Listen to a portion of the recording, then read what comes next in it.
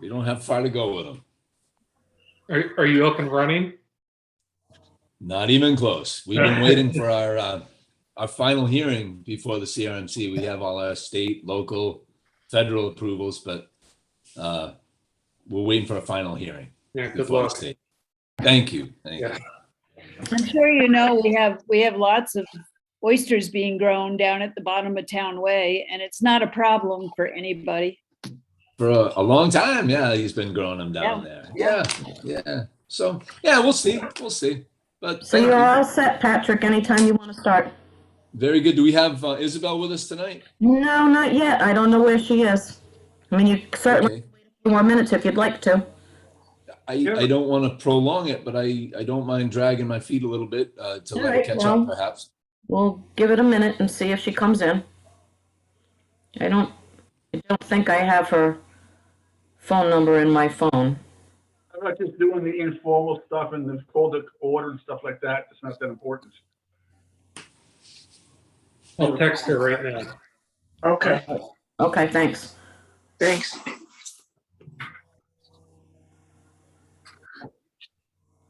I don't- I do see that we have one attendee with us this evening. Welcome. At the moment, he can't speak, but we can allow him to at some point if you, do you want me Okay, thank you, Carol. to allow him to talk now so that his name is on the screen, or wait until he raises his hand? You know, maybe we could convene the meeting and recognize him then. I don't know if Yep. you have a Here's recommendation. Isabel. Hi. Hi, Isabel. Good to see you, Isabel. Hi, everyone. Hello. Hey, Isabel, how you doing? Good.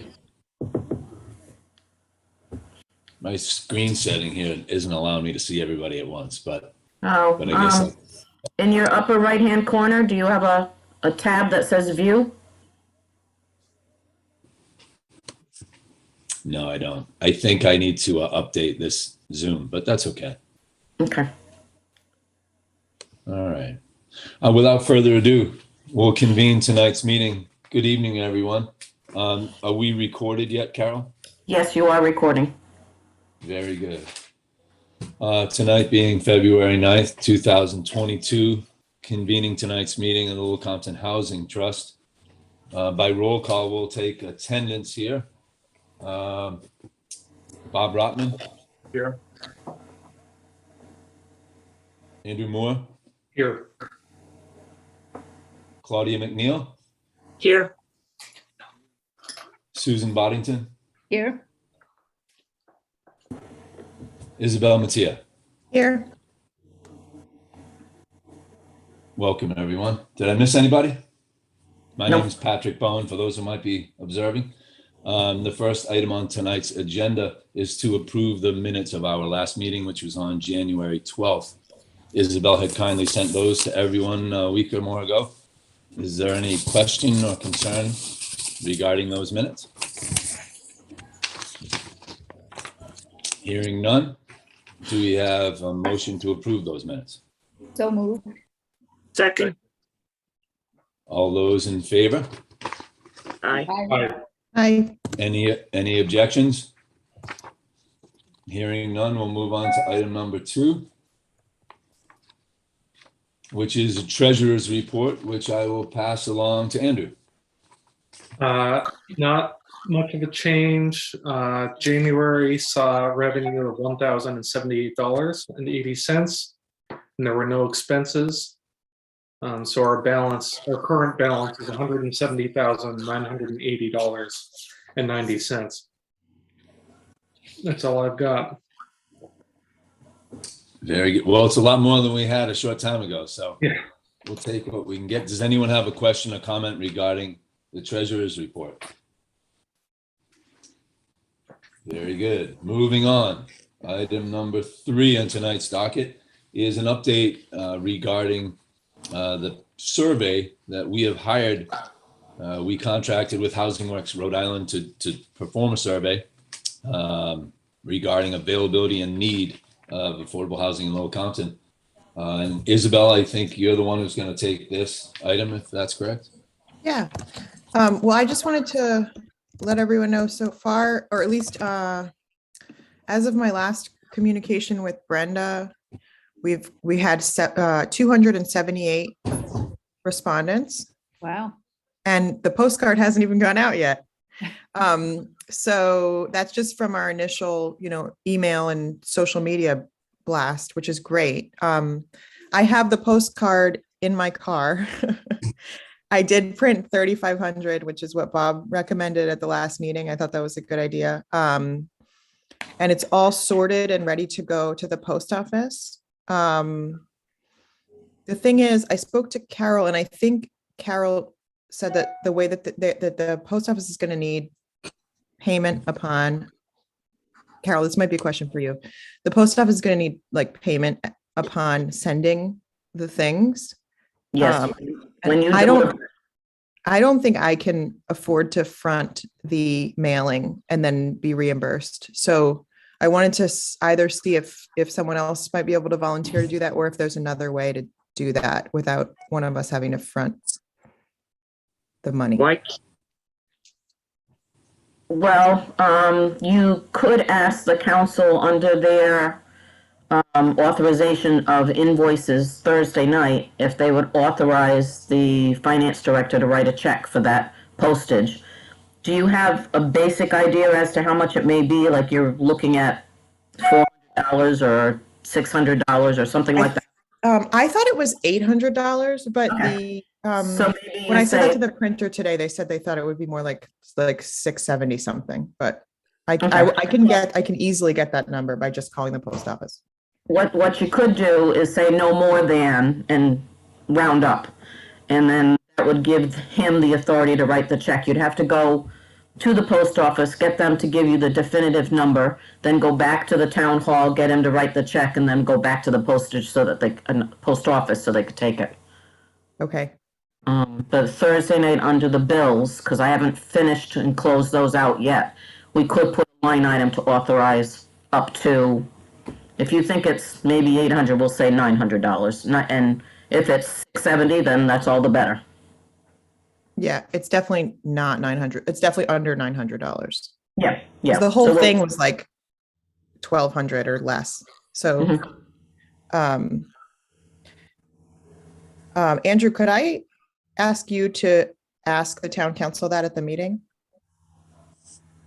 Yeah, sure. I think that's appropriate, right, Carol? Yeah, I'll list it in the list of bills. Okay. Separate item on the vote, so that they'll know that they're voting for something that needs to be paid. Don't know the exact number right this second. And if there are any Okay, and questions, I could get you the exact number. If you need it. and if there are any questions at the meeting, I can field those questions, so. Yeah, Do we need Thank a, you. do we need a motion to approve that payment? Say up to You should. $900? you should. Yeah, I'll make that motion, that we request from the town council that they authorize payment for the mailing of an amount up to $900. We have a second? Second, Will that definitely be enough, Isabel? What? Will that definitely be enough? Yes, yeah, because the printing is, they just gave me an invoice, so I can give the printing invoice to. Who do I give the printing invoice to? Sorry, I haven't done this before. Well, you give it to me so that it can go Okay. on the next council agenda. Okay, so I'll give you that invoice, and then maybe just I'll send you an email saying we would like to authorize. I can get the number tomorrow if I just call the post office and get the Okay. exact number. All right. I can do that. And then I'll email you, Carol. That sounds okay? Yes, yes. Okay. Sorry about that. We got COVID over the past month, so everything went totally haywire in my house. We're all fine, but all my to-do lists got really pushed. So I was Well, planning to you've have done that all pretty done. well and with, It didn't happen, but you've done pretty well at organizing everything here, Isabel. Thank you. In regard to Susan's recommendation that we request a not to exceed $900 a number from the town council, I second it. All those in favor? Aye. Are there any opposed? None opposed? Hearing none? By consent?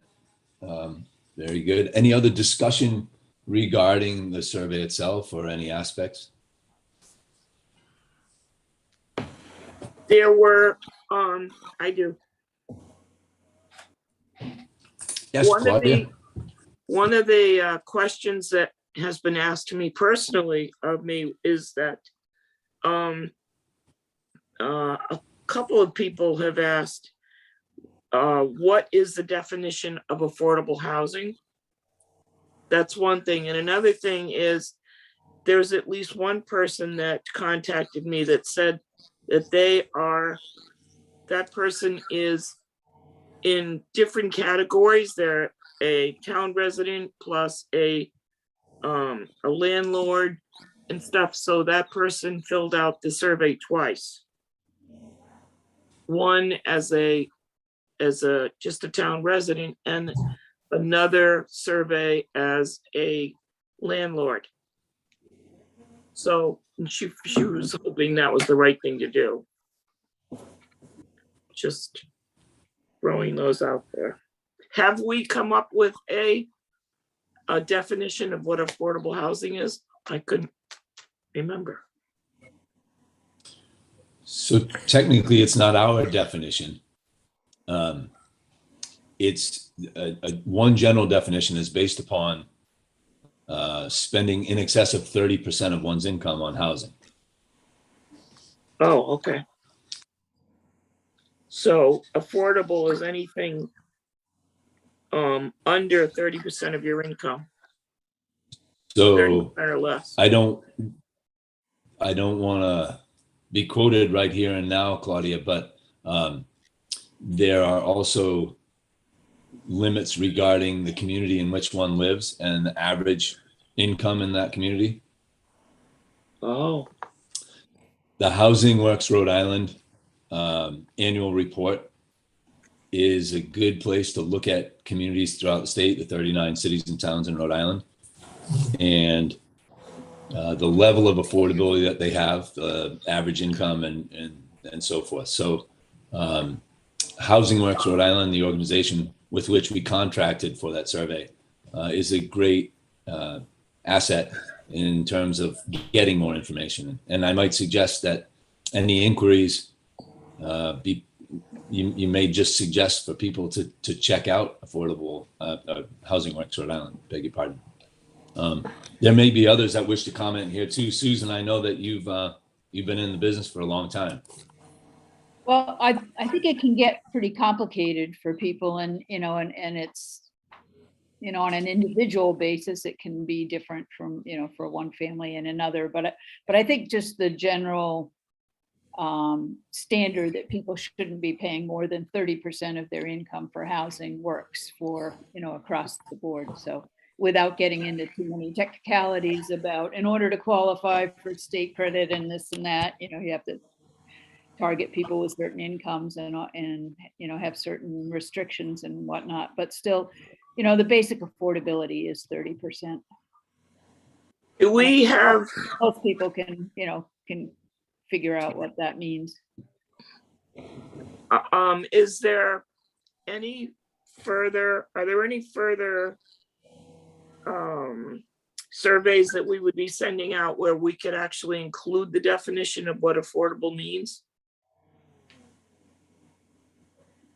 Isabel, or is that all, it's all out there already? That's a good question. I mean, I wonder if we could add that definition. I don't know. That's a good question. Might be a good idea. Maybe just on the, the website, on the lead into the survey. On the landing page. Okay. That's I a can- great idea. Because- If we had a lot of questions, we could start a Q&A for everybody, or we could just put kind of a footnote that says affordable means. Okay, because there have I been just two looked at different the groups. Housing Works. Sorry, I'm interrupting you. I There was just were going to two say the different Housing groups. Works website has a glossary page with a bunch of terms that are defined like affordable housing, Rhode Island definition, below market rate, all those terms with definitions. So that might be, maybe we just link to that as like a helpful guideline for people to understand the terminology. Maybe we could put the basic definition, the 30% thing, plus that link to the glossary. I think the fewer links that people have to go through on that survey, the better. I think that's true too. I agree with that. I make a suggestion. In the course of this questionnaire, there's going to be a lot of things showing up. Rather than doing ad hoc adjustments, let's wait till the end, make a list, and include it in phase 2 instead of including in phase 1, A, B, C, D, and E. Otherwise, we're going to get ourselves bogged down with minutia. This is not minutia, but I'm just saying there will be other things coming up also. And if we address each one of them piecemeal, it'll become a bit of an issue. I don't know. I think that's a pretty basic question as to what. It is. Yeah, I agree with that, but I'm just saying Yeah. There'll be other ones as well. Yes. Well, we could start putting together sort of a, Q&A of when, as those come up, but I do think that affordability is essential to it, that we have a mutual understanding in order to answer the survey. So I think it would be really helpful to just have a very brief definition on our website. I think we're going to find if you look at the laws, there are laws written that specifically specify what is, depending on what you're looking at. For example, the town charter's got things in there about it. I don't read these things that well, but I know that there's things that do address exactly how it's defined. And it may be conflicting for all I know. I don't mind adding on your page on the website a basic example of affordability and adding that one link.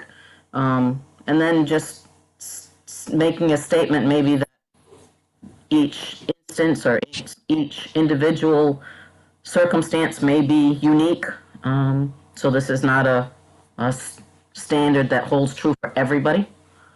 Maybe Sue can write something that you can forward to me and I can put up on the website for you. I could do that.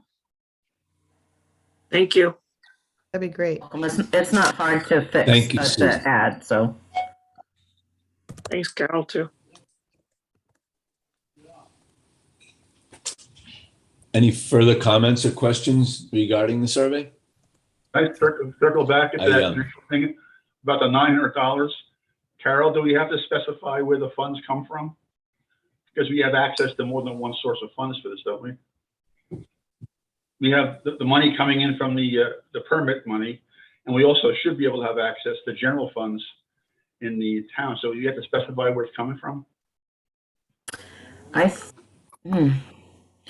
Well, I would only specify that it's affordable housing funds, and then let the town administrator decide whether that's best taken out of the annual appropriation if you have monies left in there, or whether that should go towards the other fund.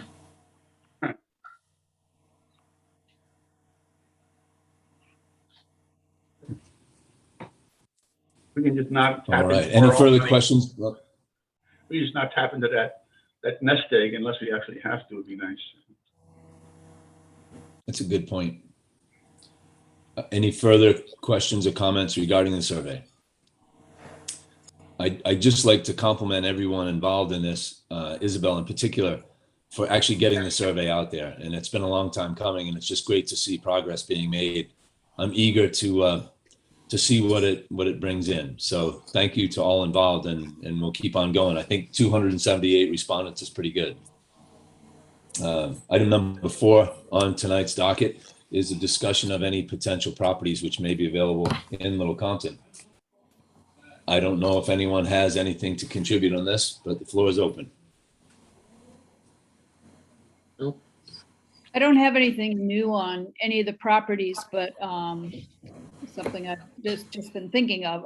Obviously, the governor has proposed allocating like amazing amounts of money for affordable housing. This has never happened in Rhode Island before. It's just, I still can't even believe that that's happening, and it looks like it's going forward. And I did hear that there was one particular pot of money that's being put aside for acquisition of property, with the idea that, the state really needs to be building quickly and to add to the stock of housing. And there's going to be, a number of different programs. Some of it is targeted toward kind of workforce housing, some of it targeted to, folks who need subsidies. So there's going to be a wide range of funding available. But I think on the, just thinking about the acquisition funds, that over the next 6 months to a year, there is going to be, record amounts of money available, which would make it easier for us to access money. And typically it'd be really hard to compete with a lot of other communities. But I think, in the near future, we should have a good shot at getting some funding. So I'm feeling as if, personally anyway, and us as a trust should really focus on the issue of maybe finding a site or two that we could, try to get funded for acquisition. So do you know the order of how we deal with that? Do we need someone in our group to be like in charge of doing that and being a liaison between that information and our group? Well, I think, yeah, I looked today. I tried to find some more information on the acquisition program, and I didn't find anything specific on it yet, but I will keep an eye on that. But I think we really kind of need to have a piece of property that we're thinking about before we can really do much about it. I guess that's what I meant. Do we need the property in mind first, or Yes. do we? Yeah, we would have to have a specific piece of property before we could apply for some funding. Just to interrupt for a second, you have an attendee, Mr. Paul Clifford, who would like to say something. Are you ready to open discussion to others? Yes. Absolutely. Yeah. Welcome, Paul. We look forward to Hi. hearing from you. Well, first of all, hats off to the efforts to do the survey, and that's absolutely fabulous. I'm great, but beyond that, as people are saying, the way to get something done is to do a pilot, to bring everybody on board and find ways to finance it. And I have a question. Isn't it true that the vineyard is up for sale? If so, why can't we get the agricultural trust, you good people, and others together so that we could have it as a preserve with vineyards and also some affordable housing there? I think it would do beautifully, and it would be a great project to do. And there's funding, as you say, trickling down from the federal level to us. That's all. Thank you, Paul. Thank you. Yeah. I will respond initially by just saying that we have discussed just what it is you're talking about, and that possibility that perhaps there could be some affordable housing at Secundit Vineyard. I think it's a rather complex proposition. The Agricultural Conservancy Trust, with whom we've gone back and forth quite a number of times over the years, their bylaws prohibit them from owning housing. And it's my understanding that they own quite a bit of the development rights on most of the vineyard. So I'm not really sure. I think it's a fairly complex, would be a complex endeavor. There might be a possibility. Well, there's a will, there's a way, maybe. But I don't know if anyone else has any feeling on that. I've heard that the land that the Ag Trust owns is actually owned by the town. So we all own it. So we should have a say in how it gets used. I think I should correct you a little bit, because although it's owned by the town, it's technically owned by the Agricultural Conservancy Trust. And there are restrictions on what can and cannot be done with the property that they own.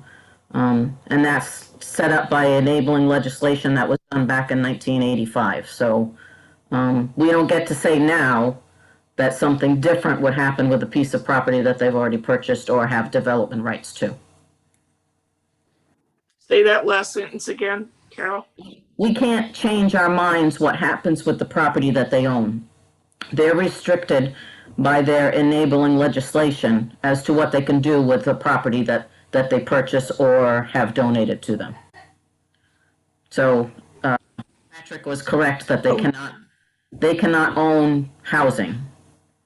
But we have floated the hypothetical idea that we could subdivide something and the LCACT could own the fields, for example, and the LC Housing Trust could own a lot or a buildable lot.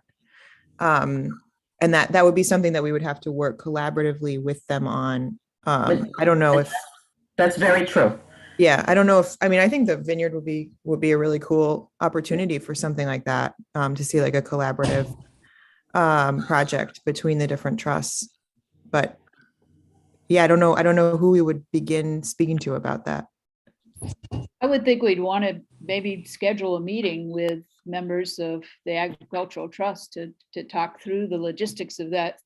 Sconnet Vineyard would be a wonderful idea. I suspect it would be way too expensive to be able to figure it out, but we could start talking about that. And I think there are other opportunities in town where there may be somebody, with a house and quite a bit of land that the Ag Trust might not have been interested in before because they weren't able to take the house. But, we could subdivide the house and some land off from the rest and make it work for them and for us. So I think it'd be very worthwhile for us to schedule a discussion about that. Mr. Clifford would like to say something again. Yeah, I thank you for entertaining this idea. My mother used to say, where there's a will, there's a way. Honestly, when none of us are paid to do things which are easy, we're paid to do or encouraged to do things that are hard. The trust is an excellent organization, but it doesn't really behave as if we're all shareholders in it as landowners, right? We paid money into it. They belong to us, not the other way around. So I think it'd be great to encourage them to think about it. And as Isabel said, there must be workarounds. You can carve out stuff. You can do all sorts of things if you want to do it. And I think that the cost of the vineyard may not be so prohibitive if we were to find somebody who would come in alongside us. If we can pay 800 odd grand for the Almy Creek access, right? That was just done. That's a lot of money, but that was done because 500 grand came from somebody unspecified, which means there's a lot of money slopping around, and this would be a wonderful achievement. And so I think that we should be really careful about just saying it's tough and we're not sure about it. We should really push hard, and if it doesn't work out, then we give up. But not until that happens. Okay, that's my view. Okay, thank you. Oh, can I ask a question? Thank you, Paul. I just wanted to know if you saw like a listing for it, or how did you know that it was for sale? Is that something you've heard, or is there a listing? Oh yeah, well, we still have a huge problem in our town, and Andrew knows this. There's a lot of secrecy around the agreement, which is absolutely unacceptable. No transparency whatsoever about what's going on there, but because it's sub judice, all that sort of stuff. But actually, there are people. One of the litigants lives down the road and she's willing to talk about it. And to my knowledge, it is for sale. And anyway, even if it's not for sale, they're trying to dismember her property to pay back all the money she took away from the banks, right? And there may be people who are now in control, during Chapter 11 and whatever she's going through, who will be willing to entertain an offer. I think we need to get more information. I'm happy to get more information and share it with you, but I can't say for certain that it's for sale and for how much. I doubt if it's on the public market. I think there's just some discussions going on with different people. That's my view. Okay, but a great question. If I may, one of the discussions that we have had with the Ag Trust has been the availability of affordable housing for those involved in agriculture in this town. And whereas the Ag Trust has preserved a great deal of land for the use of agriculture, it's difficult to be an absentee farmer. And so it begs the question, where will these farmers live in order to farm all this land that's been preserved? So to your point, I think Secana Vineyard could potentially be a wonderful example of what could be possible. But I've heard that it's not limited to farmers, but that's a very good point. No, affordable housing can take many elderly persons, for those with disabilities, for those in a wide range of. You're all garbled, Patrick. I'm sorry. I'm sorry. Better. I'll slow down a little bit. Sorry about that. I think Paul raises a great point, and it would be wonderful to pursue it to whatever ends we can. Are there any more questions or comments regarding available properties in town? I have an ancillary question, which maybe, Paul, are you still in line? I'm still alive. Yeah. Oh, on the line. Okay. Yeah. Patrick, is it not true that did Matthew resign? Sorry. Did Matthew resign from the board officially? Yes. Patrick, Yes. did Matthew resign? Yes. I'm Yes. sorry, Bob. I thought you were talking to the attendee, Paul. No, I'm just asking. But did Matthew resign? Yes, in Yes. fact, he has. The letter will be accepted by the council tomorrow. Okay. His vacancy has been posted for the last 2 weeks and will be posted for 2 more weeks. And right now I have 2 letters of interest that have been submitted. Do you have that point, Paul? There is an opening now. If you would be interested in joining the trust, there is an opening now. Hey, I'm Bob, around. you're jumping the gun here in terms of No, our no, agenda. No, I'm sorry. I'll look into it. I'll be careful about talking out It's of pertinent to the order here. discussion at hand. We do Thank have you. an upcoming agenda item here this evening to discuss Okay. just that. So Okay. if there are no further comments or questions regarding potential properties in Little Compton, we'll move along to item number 5, which is an update regarding the Charter Review Commission's meeting, which was attended by myself and Isabel on January 19th. Thank you for doing that. You're welcome. Yeah, so the crux of the matter, and thank you to Carol Wardell for having submitted a letter to the Charter Review Commission in this regard. So the primary point that was discussed, and it is available on YouTube for those interested, the primary point was with regard to, should we identify a piece of property, we are bound to have that approved at a town meeting, specifically the financial town meeting.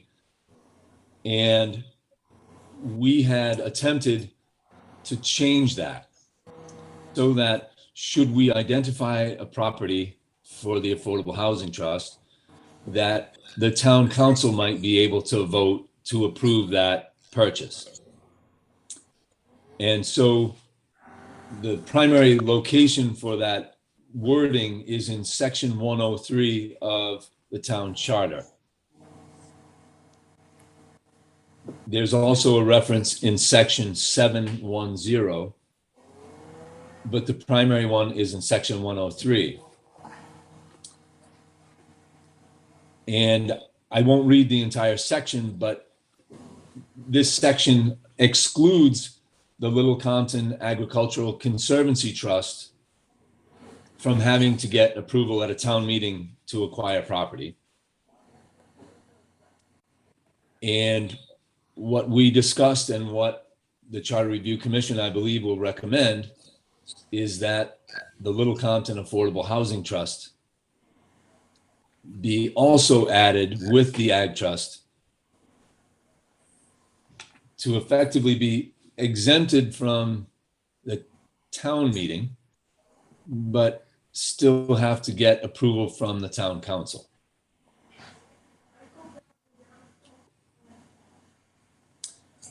There was some discussion at the Charter Review Commission meeting regarding the town council's ability to meet in executive session. So that, and this is, meeting in executive session is something that is done by the Ag Trust frequently when they're discussing the acquisition of properties. And so executive session is when the council or a board meets in private and discusses a matter which may be sensitive, including the purchase or acquisition of a piece of property. Votes can be taken, and the trick there is that after that acquisition takes place, should it be voted to do so, the records of that executive session then become public. So I would encourage anyone who's interested in further information to check that meeting out on YouTube. But it is my understanding that the Charter Review Commission will in fact recommend to the council that the Little Compton Housing Trust be added to the Ag Trust and not having to get approval from the entire town or the electors at the financial town meeting, just the town council. And I'll pass this along to Isabel because she also was at the meeting and perhaps I'm missing something, but please comment. The only other thing I'll add, I think you summed that up pretty clearly, was that that there was also some discussion that the town council could and would, I think, host public hearings so that there would be like ample opportunities for the public to participate in the conversation. So I think we don't lose accountability and transparency by doing this. It's just more of like I think a better logistical setup, something that we can be a little more nimble with. And I think in my understanding of the conversation was that the public hearing part would be sort of up to the discretion of the town council. For example, it might not be necessary for a public hearing if we received a gift, if somebody like left us a property for the purpose of affordable housing. It may or may not, maybe it would be helpful to have a public hearing about that, may or may not. But I think the way it's worded right now, we would have to have a financial town meeting to accept a gift of a property. If that ever happens, it would be great. I don't know if it's ever going to happen, but that was the public hearing thing was the only other thing I can think of. And that they seemed like they were, the charter review really seemed like they were trying to craft it, the recommendation to reflect what we are asking for. So I think it sounded to me like they were going to recommend what we wanted to the town council. And so I'm hoping it'll be approved. I have a question. Isabel, would the Charter Review Commission then, after they craft the wording, would they then contact the Housing Trust, us, to see if we agree with their wording of their proposal, or do they just go with it? I don't know the answer to that. Do you know what I'm trying to say? I can answer that one for you. Okay. Process that'll happen is that they still have a couple more meetings.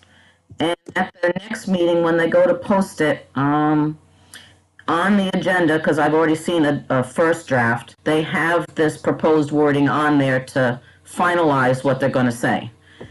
They will then submit all of those suggestions that they're going to do for charter amendments to the town council. And then the town council will have a public hearing as to whether or not they intend on taking it the next step further and actually putting it on the ballot in November for people to vote.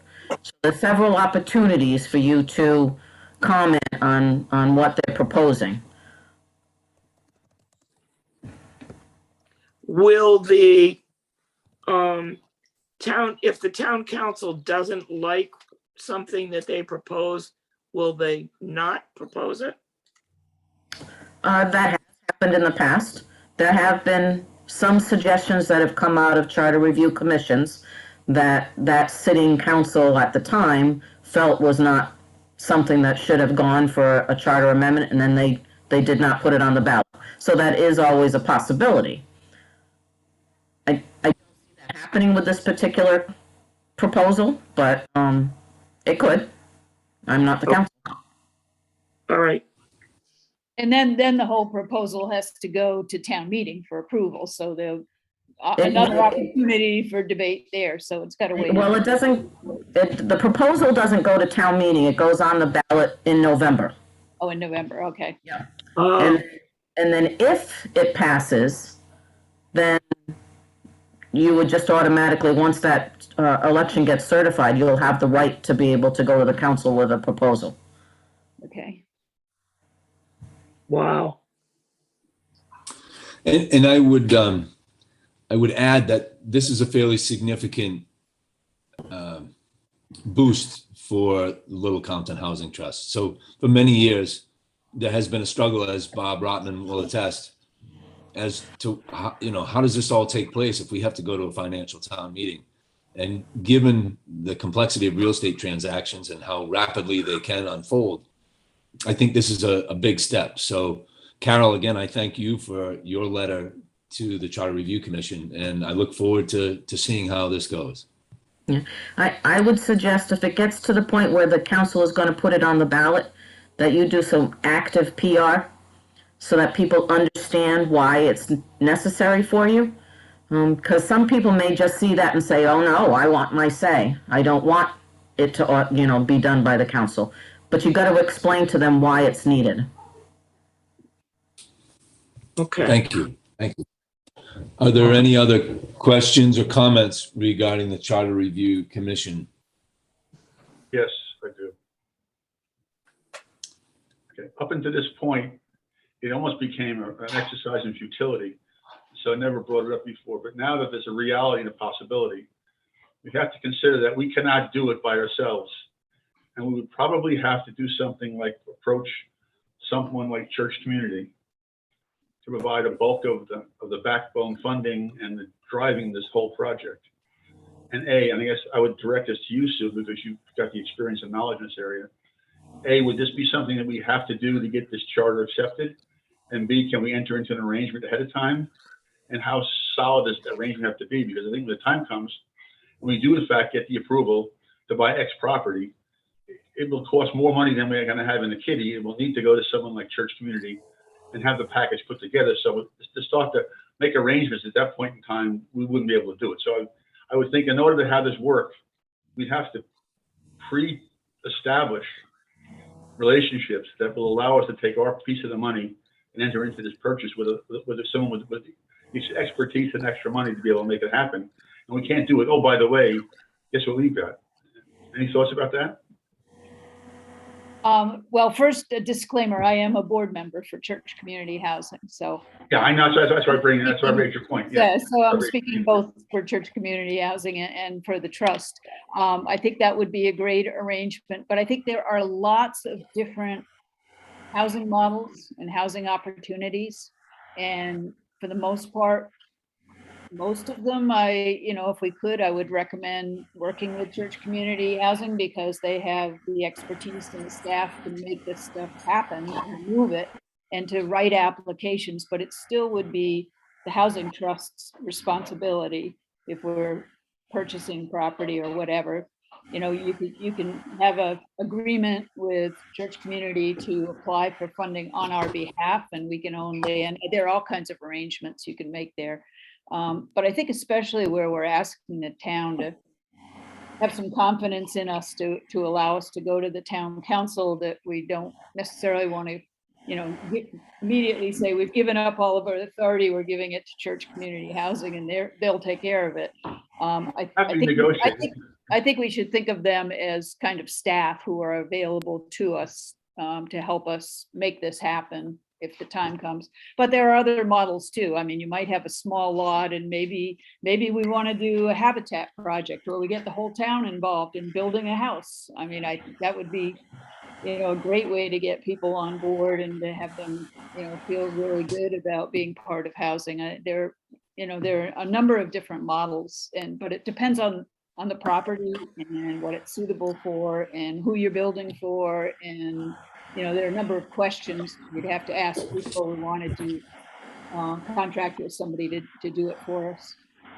My point only at this point is that if we do go to the town to put together some sort of ordinance or whatever, that we allow ourselves to have the possibility of working with another party. Otherwise, it's like, $170,000 will buy the property, but who's going to build the house? And Right, have to send it back to the well and say, oh, by the way, now pass a law that says we can work with somebody to build a house. Maybe we should only go to the well once.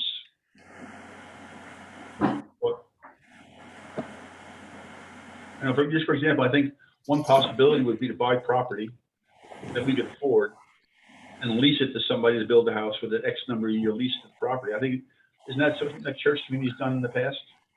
That's a possibility. Yeah.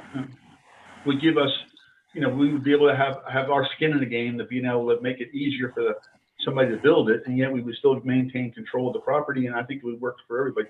I think we have to get that set up ahead of time before we finalize anything with the town, because there may be some implicit or explicit restrictions that wouldn't allow us to do that once we got the approval of the town.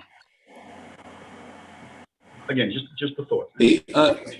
If I could weigh in on that, Bob, I just think that the Charter Review Commission's inclusion of this issue and the potential that the town council could accept it is very significant. And if nothing more, it's the town council acknowledging the importance of affordable housing in this town. And so whereas I totally understand the complexity that could come along with it, I think that this in and of itself is a big step, and I'm grateful for Susan's participation on this board and the expertise that you bring to it. So thank you. But I don't know that we need to make any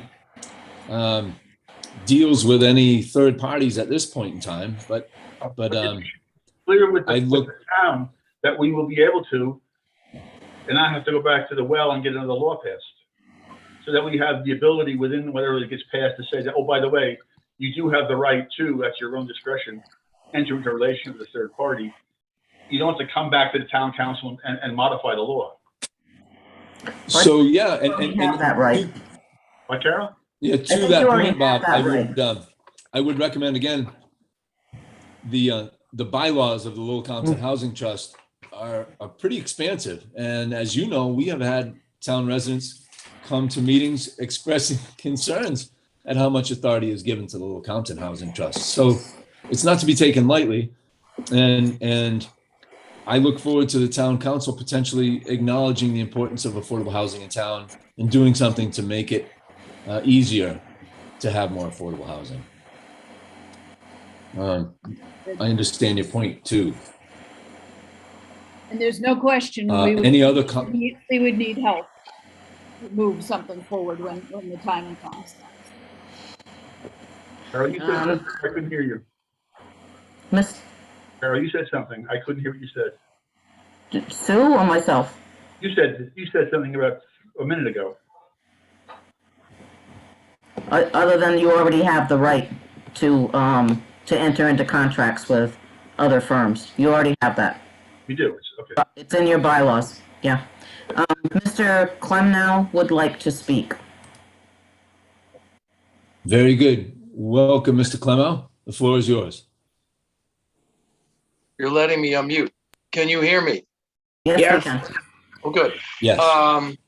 I have had thoughts about whether, these acquisitions could be a combination of public and private funds. And this is the first housing trust, meeting that I've attended, but, this is an affluent town and there are people who care about, this issue. And, I just wonder if in the past there has been inquiries about private funding by certain individuals. to move on significant properties like Paul mentions, the vineyard. Because there was all that hullabaloo about what the vineyards may use for, and the noise, etc. There was a lot of town activity about that, and I would suspect that for a substantial property like that, there may be private funds to help with the purchase, and I'll I'll leave my remaining time for others. I mean, yeah. I'll just sure, chime in to right? say thank you for your participation, Tom. Thank you. Many of us have long hoped for private individuals to take part in affordable housing in this town, and I know that I speak for the Housing Trust when I say we look forward to that opportunity. I don't know if anyone else has any comment.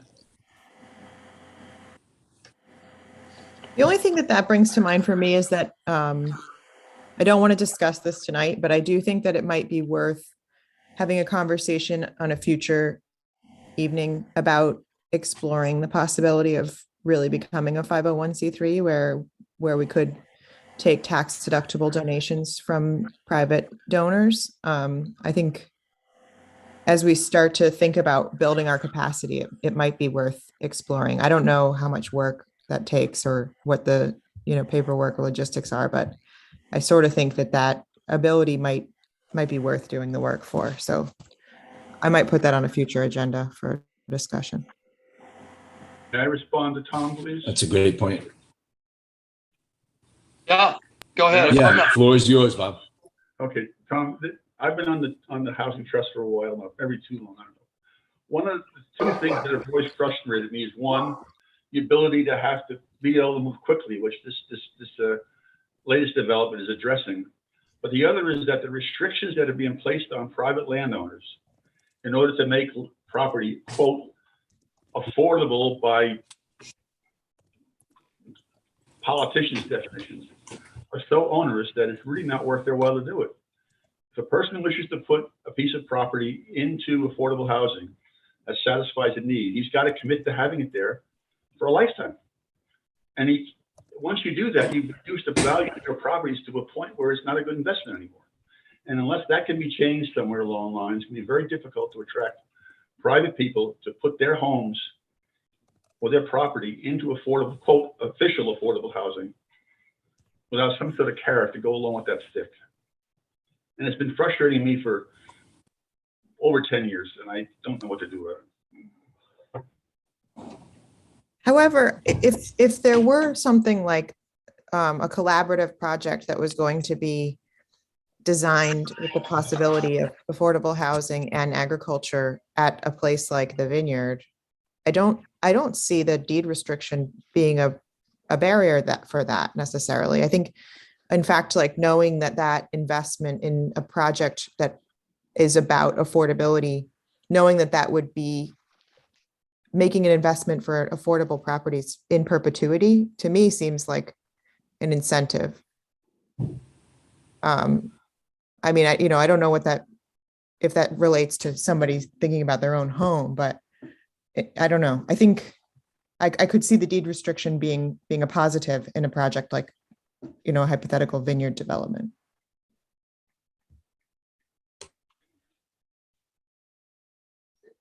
You own a property and you wish to build anything on it and call it affordable by the politician's definition, you therefore must commit that property irrevocably to be used exclusively for affordable housing for, again, half a lifetime. And there's no taking it back. There's no Faustian deal here. It's just, that's it. You're done. You've committed your property to be a non-producing or less minimum producing rental property, and you've got no use. You can't even go on your own. So the restrictions are rather strict, and I find it very difficult to believe that anybody would really want to commit their wealth to something like this. Well, it's not just, it's more complicated than that. I think it's related to the low income housing tax credit that guarantees that, if there's a private investor investing in a affordable housing project, then, you know, that property is going to be serving people of low or middle income for 30 years. And people are getting tax credits, you know, for the investments that they're making. So it's not like they're just throwing money away. You know, it's a federal government program.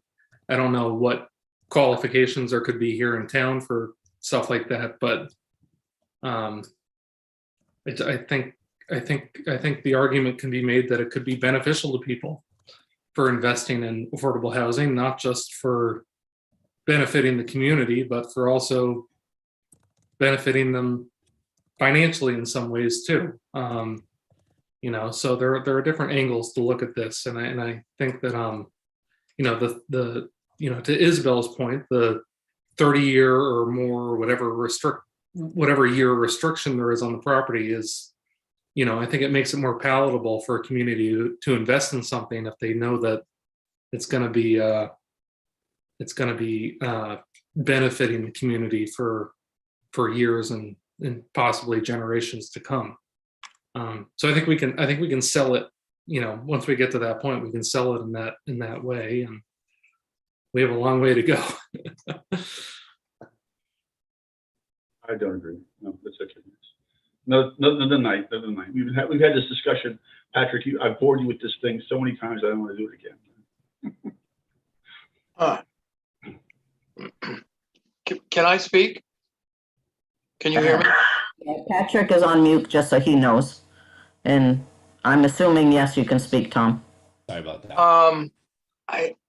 I've had this conversation with several people several times in the last year about affordable housing in town, and separate of Bob, you know, Bob, I respect you for your time on this committee and your comment that say, you know, I've been down this road kind of too many times and I kind of don't want to address it, but just from, if you will, a babe in the woods on this is to say, if raising $1 million out of this town for a cause like affordable housing, I think would be pretty easy. You know, that money is around, and, you know, I'll raise my hand. And I even said to someone who, if you were to know that person, would witness that I said, I will put money in to fund land acquisition, construction for affordable housing in this town. And don't nominate me for the fundraising committee at this time, but I just think that this town has a big enough heart and cares enough that it would say, you know what, I'm going to slide into the table and put not necessarily a property on the line, but capital. That, and I'm done speaking for the moment. Tom, I for one want to thank you. Both yourself and the other attendee, Paul, have expressed an energy that I haven't yet seen on my time on this trust, and I appreciate it. I've long said that this town is full of a lot of good people and creative people, and I'm confident that, as you say, deep-pocketed people as well, we can bring all of those aspects together for the betterment of this town, and I look forward to being involved in any opportunity. I sort of think that once we get the survey stuff back, we might have like a visioning meeting where we talk about like just ways that we imagine that this trust could function, that's inspired by some of the feedback that we're getting, like Tom's and Paul's suggestions, and just thinking like what really could this body look like, whether that is like, I don't know, I think it might not be solely purchasing and building properties. There might be other ways that we can be good advocates for this. I don't know. I just think maybe that's in order once we get a little bit more of the community feedback. And I think as part of that process, that we also ought to think about, who we would want to provide housing for and what it needs to look like. So, what sort of land do we need to support that? What kind of funding would we need to support that? Not down to the nitty gritty of all the specifics, but just, more as a visioning process to know. And there, as I said before, there are lots of different options, and it depending on a particular opportunity, we might be looking at something different. So maybe just have some things in mind so we kind of know where we're headed and what we are looking for in terms of property.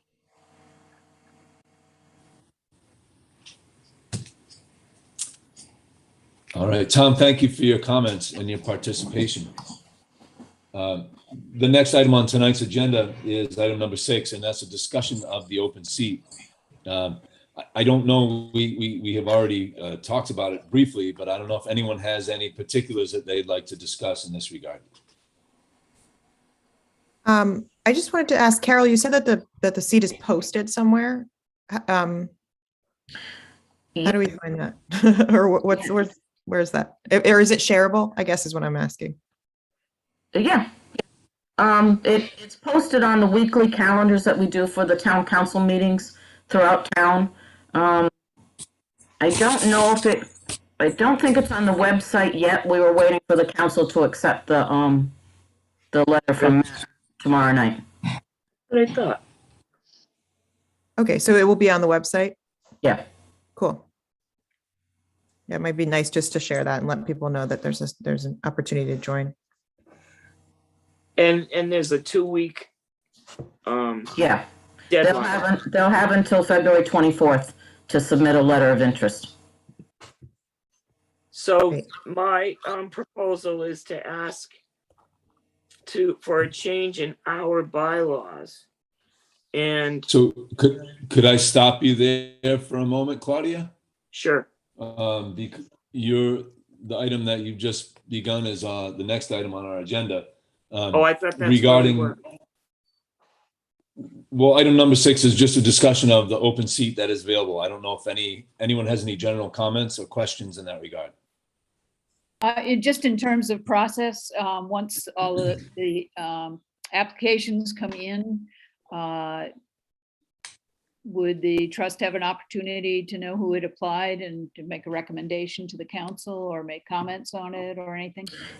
What'll happen is the council will accept all of the letters of interest, and since I already know there's more than what there is for vacancies, they'll set up a time where they will sit with the people and just chat with them, find out why they're interested in the housing trust, and I would assume that they'll invite any housing trust members that would like to come and participate in that if they want to.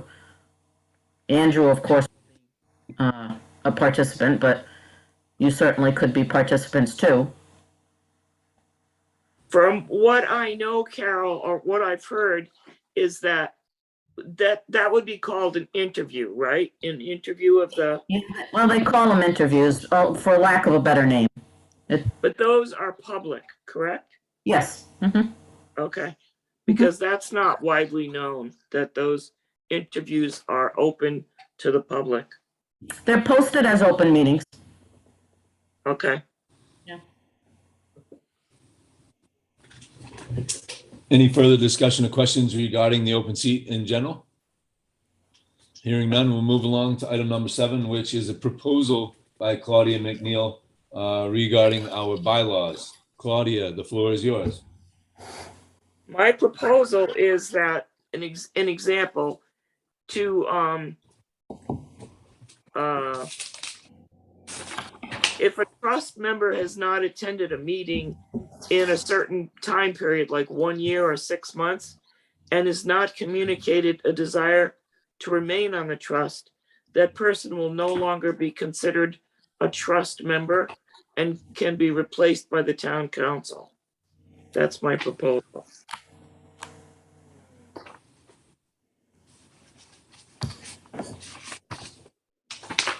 Is there a specific reason that you wish to propose this? Is this, I mean, for obvious reasons, it's best if we have a full housing trust. I completely agree.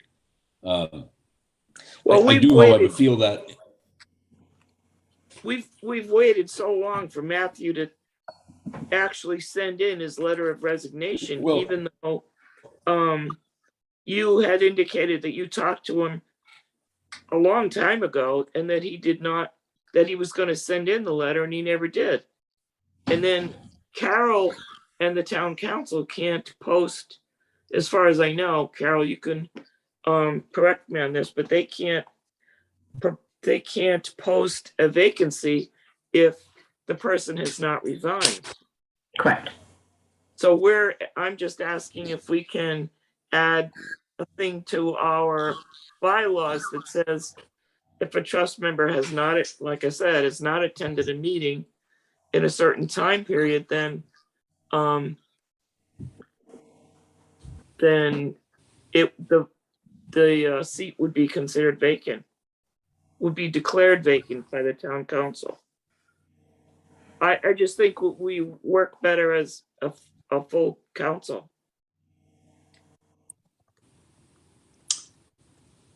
You know?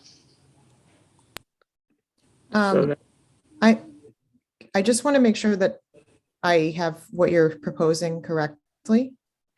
So I have, if a trust member has not attended a meeting in a period of, and you said 6 months or 1 year. So yeah, that's we have to decide discussion. that. And has not communicated an interest to continue participating in the trust, the seat would be declared vacant by the town council. Is that correct? That person would no longer be considered a trust member and then can be replaced by the town council. Yeah. Does that sound like okay wording, Carol? Well, it's really up to your board. I guess You can't see it. I have 2 comments. One, you could have been a little more aggressive with trying to get something from Matt. So it didn't have to go on as long as it did. I think you were being lenient because he has served a purpose and has given input over the service that he's been on the board. So I think some members were just being lenient. That's not to say that this isn't a good idea. You certainly could adopt this if you wanted to. Although I don't have your bylaws in front of me, I think there's a specific process you have to follow if you're proposing a bylaw amendment. So this would be just the drafting of a potential, but then you'd have to go and follow those bylaw requirements. I'm pretty sure I remember the bylaw requirements, and I think what you have to do, Mrs. McNeil, is just send us all the wording. I think you have to do it by mail. And because Mail? I think when I amended, I amended the bylaws in the past to not have to notify the trust of our meetings by snail mail, which was the bylaws initially. Oh, But I right. don't think I amended it so that you don't have to send your amendments of the bylaws by snail mail. I can't remember if my amendment, but at any rate, I think probably if you emailed it, I don't think that would be so bad. But basically, you have to submit the wording for everyone to read, and then we vote on it, right? I'm pretty sure that's what it is. I'd have to look at the bylaws. Patrick wants to say something. Claudia, maybe Yeah, a month ago, your point would have been well made, but Matt's gone now. And I think doing this is just going to kick him on the way out. And it's not going to do anything good. We're all here. We're not going to leave. I don't think it's good to smack him. Even one final shot on the way out. I'm not if I could asking jump to- in here. Okay. So I want to be clear that in no way, shape, or form should Matt have any blame in any way. He served on this housing trust for, I'm going to say, almost 10 years and did so faithfully. And to be critical in the midst of a pandemic in which everyone's lives changed somehow, I think is unfair, to say the least. So I want to be clear that it's no fault of Matt's. I'll take any blame for not having notified this board or the town council sooner.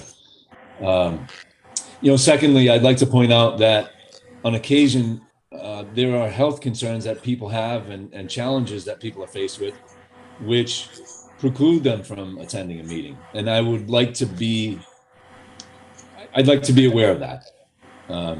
My personal opinion is I'm not sure that we need to include this. And what I'll do is I'll read from Article 3, number 6 of the bylaws regarding meetings. The Board of Trustees shall meet at the direction of the president, but at least once in July of each year, which meeting shall be known as the annual meeting. Special meetings of the Board of Trustees may be called at the direction of the president or at the request of a majority of the Board of Trustees, and it goes on. So there is no specific number of meetings that need to be held. We do hold them monthly, and I think that's for the best. My personal feeling is that I don't know that we need to amend our bylaws to have a rule change that effectively is a penalty against those who miss meetings for one reason or another. But I'll open up the floor. My intent was not to reprimand Matthew or anything, and I didn't know that he had served on it for years. All I know is since I've been there, Matthew has never either attended or communicated a desire to remain on the trust. So that's where I'm coming from. But also, even if it was passed that we adopt this proposal, I would definitely want the person who served to be thanked publicly for their service and recognized for that. And that's not a condemnation of they're not sending in their resignation. And can I just speak quickly about this too? I think it's everyone's desire to have an active board and trust, and I think Matt was on the trust for a very long time, and I think he gave a lot of great contributions to what our mission is. So I just want to thank him for everything that he's done. I know that one of the questions that the council usually gives to folks when they are looking to join a board or commission in town is, do you have the time to commit to attending a monthly meeting and contribute to that board or commission's mission? And that definitely goes into consideration for appointment to different boards in town by the town council. So I think I don't know what's going on in people's personal lives. I think people have some things that they might be dealing with that precludes them from attending. And I do think that overall, I think that we've had good attendance recently, and I think it really is. It should be up to the chair in the future, in their discretion to reach out to folks if they feel like they might not be interested at all. And I'm not pointing fingers. I think, Patrick, you've done a great job, making sure that we're attending meetings and having them monthly. So, those are my 2 cents. I think moving forward, there's a good process in place for making sure we have an active board.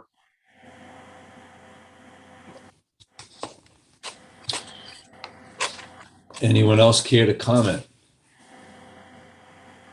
And one more thing, which I think might have forgotten, that until Claudia, you and Susan came on, the board was pretty sparse, and you also, Isabel.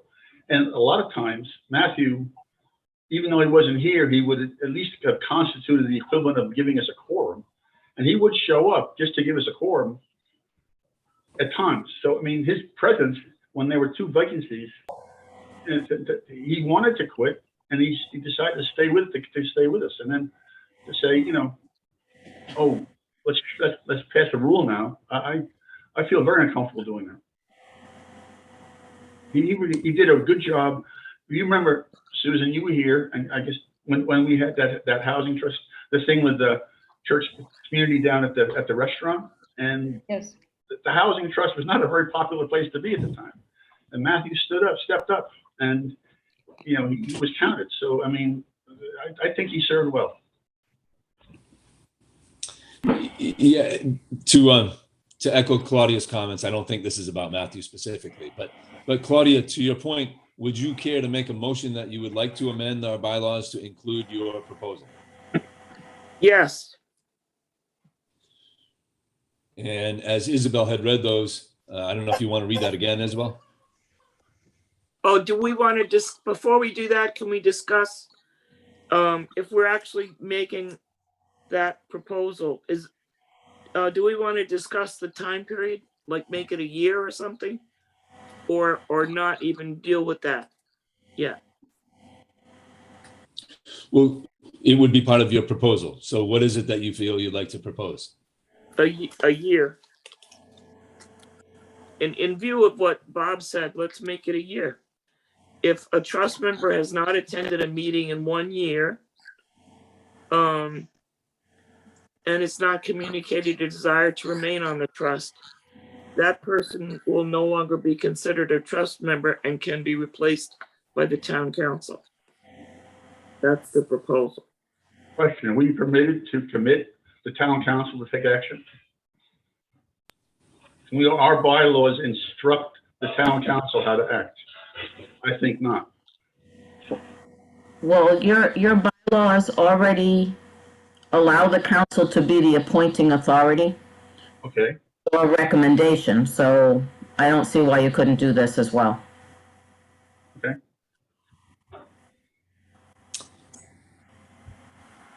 So we have a motion on the table. Is there a second to that motion? I'll second it.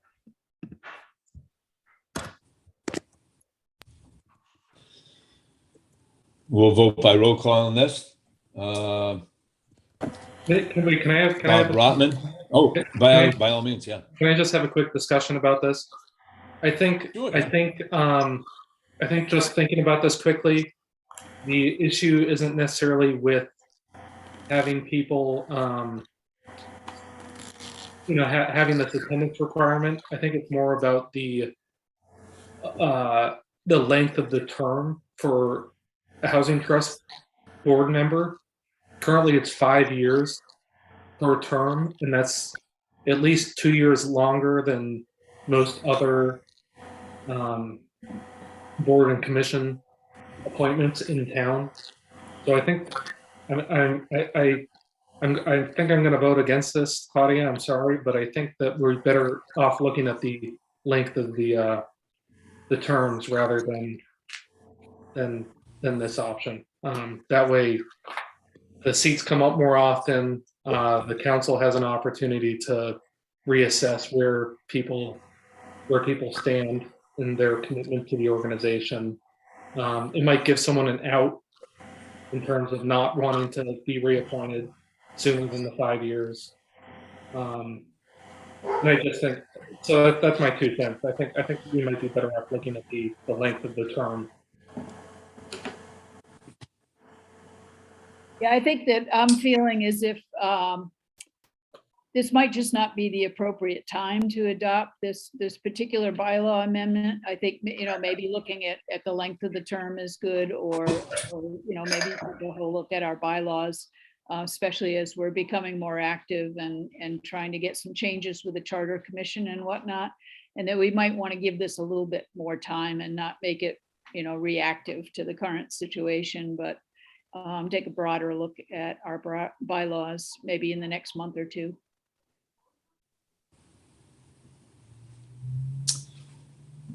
All right. Are we ready to vote on this motion? Have a second? We'll do we have a motion on the table proposed by Claudia and seconded by I Isabel. seconded it. Yeah, I will say, will, I'll just add that I really don't want to. I think I know that Mrs. McNeil is not putting this forward as a criticism of any particular person, and my second of it and my willingness to support it also is not a criticism of any particular person, but rather I think if the question is just to say somebody, I think the point that you made, Mrs. McNeil, to include that they haven't, I just want to say this part again. They haven't communicated an interest to continue participating in the trust. That this, to me, seems like more of a procedural way to make it easier to resign rather than to be punitive. So that's how I see it, not as a reprimand of anyone. When you do this 1 week after a person resigns, don't kid yourself that you're not smacking him in the head. I'm sorry. Come on, folks. So I think the time has come to vote on this motion, and we'll do so by roll call. Isabel Mattia? I'm feeling really mixed about it because on the one hand, I see this as like, I understand Mrs. McNeil's desire to kind of address this, but I also really wouldn't want to do something that seemed like it was directed at anybody individually. So I think I might abstain. Yeah. We have an abstention by Isabel. Bob Rotman, I feel wimpy about that. how do you vote? I vote no. Andrew Moore? No. Claudia McNeil? Yes. Susan Bonington? No. And I will vote no as well. Okey-doke. And that would be 4 nays and 1 yay. So for this point in time, that bylaw amendment did not pass. Thank you for the proposal, Claudia. You're welcome. The next item on our agenda is correspondence. And I think that correspondence had been emailed to members of the Housing Trust. I think, Carol, you had said that there were 2 individuals who have so far applied. There are, for the life of me, I can't think of who the other person is, though. I apologize. But I do. Okay. Has there been correspondence to that effect? I do. I have the same thing that you do from Nikki, and I have one more from another person, but I can't remember the person's name right now. So, but there are. I shared the one from Nikki because that one came through to the Housing Trust email address. Okay. So I won't bother to read that correspondence and just, unless anyone would like me to read it, shall I read it into the record, Carol? You just acknowledge that it's been accepted. Yeah. So we did receive a cover letter and resume from Nikki Johnston expressing her desire to be appointed to the Little Compton Housing Trust. So as we have discussed earlier, I think it's kind of heartening to have multiple applications for a single vacancy. And I look forward to this process. And Carol, I thank you again for the work you do in this regard. Any comments or questions regarding the correspondence? Hearing none, we'll move this along. Item number 9 is citizen input, and I'm grateful for Tom and Paul having contributed tonight. Is there any more input from anyone this evening? No, there's no more attendees. They both left. Okay.